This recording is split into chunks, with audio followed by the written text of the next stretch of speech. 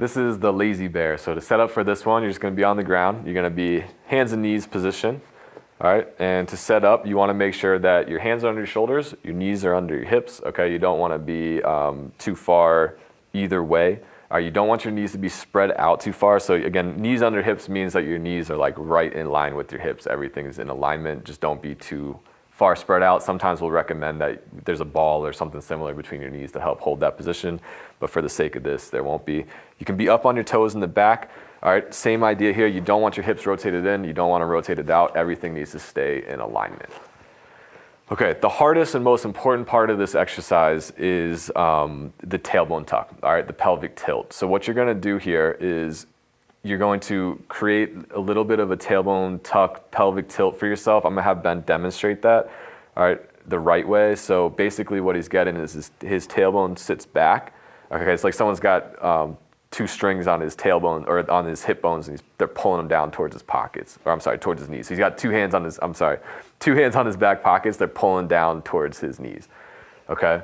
So the movement occurs at the hips. What we'll see a lot of times is that people will force that tuck by using their back, okay? And they create this kind of hunchback type position, which is a definite no-no for this exercise. All right, the initial setup has to be where it's here to here is creating the movement, all right?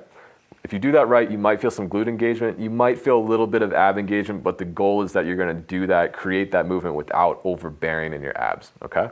So again, someone's got hands on his back pockets, they're pulling back down towards his knees, and the movement is occurring from here to here. Once you have that, you're gonna keep that position, okay? You wanna keep the pits of your elbows facing forward. So you're gonna almost corkscrew your hands into the ground so that the pits of your elbows, the front of your elbows rotate forward so they're pointing out in front of you, okay? You're gonna keep that tailbone tuck and you're gonna press your chest away from the floor. And what that's gonna create is a uniform curve across your spine, okay? We don't have that hunchback. You should feel your shoulders working to keep you in this position. And once you have that, you're just gonna breathe. So you're gonna breathe in through your nose. It's a long, easy, open mouth exhale out. And you wanna feel ribs driving up and back as you breathe out. At that point, you're gonna have your abs engaged. And as you breathe in, you wanna feel your back open up. So again, it's about dissociation. It's about closing one thing down and opening another. So you wanna close your front with the breath out, close the front with a gentle engagement of your abs, and allow your back to open as you breathe in, okay? You wanna make sure your chin stays away from your chest. You don't wanna be tucking your chin down or engaging your neck as you're doing this activity. Okay, you don't wanna be shrugging your shoulders. All right, what Ben's got right here is pretty picture perfect. That's where the position you should be striving for. So we'll let him relax real quick and we'll go through that one more time. Okay, so 3 to 5 breaths in that position. After that, give yourself a second. You're gonna reset. Again, everything's in alignment. Knees are under hips, hands are under shoulders. The tailbone tuck occurs at the tailbone, not the mid and upper back. All right, so there's this subtle, everything tucks back. Someone's got their hands in your back pockets, they're pulling them down towards your knees, and that movement's occurring from here to here. Once you have that, you're gonna corkscrew your elbows forward. You're gonna press your chest away from the floor. Create a nice uniform curve across the entire length of your back.